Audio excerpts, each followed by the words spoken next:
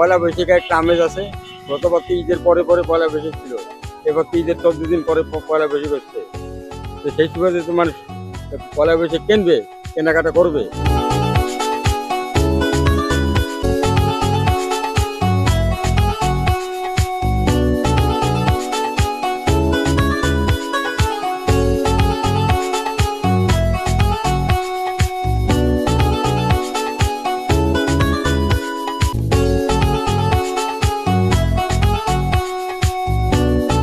দাম তো কয়েকদিন মানে কয়েক মাসে আগে আমি যখন ইলিশ কিনছিলাম তখন তুলনায় এখন একটু রেট বেশি।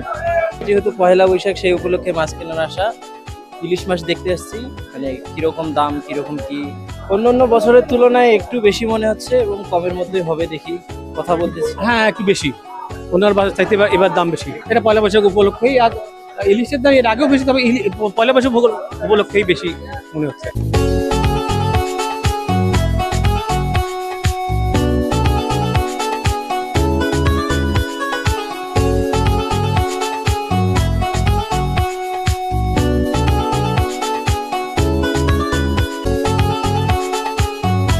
মোটামুটি মাল আমরা ধরছি, কিন্তু কাস্টমার সেরকম নেই, কারণ ঈদ তো কয়েকদিন আগেই গেল। তো দেখা যাক শনিবার থেকে যদি একটু কাস্টমার হয়, কারণ যেহেতু সোমবার বৈশাখ, আশা করতেছি আমাদের হয়তো শনিবার থেকে কাস্টমার হবে।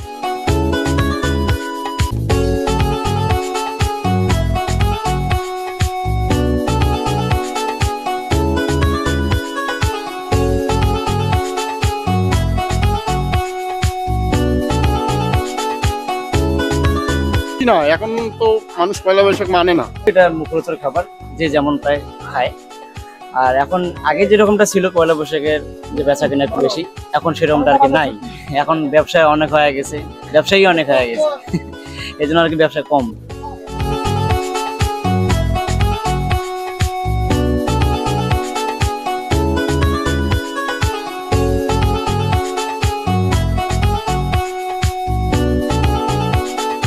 বাজারে ক্রেতাটা নাই। অন্য বছরে 2.5 বছর 1 বছর আগে বেচা কিনা খুব ধুমধাম ছিল। 15 দিন 20 দিন আগে যে বেচা কিনা হইতো পয়লা বৈশাখের আগে, সেই সাংঘাতিক। মাছের দামটা অনেক বেশি, দাম বেশি হওয়ার কারণে মাছটা খুব কম বিক্রি হচ্ছে। চাহিদা কম ভাই, খুবই কম। দেখেন না, বাজারে লোকজন নাই, ফাঁকা বাজার।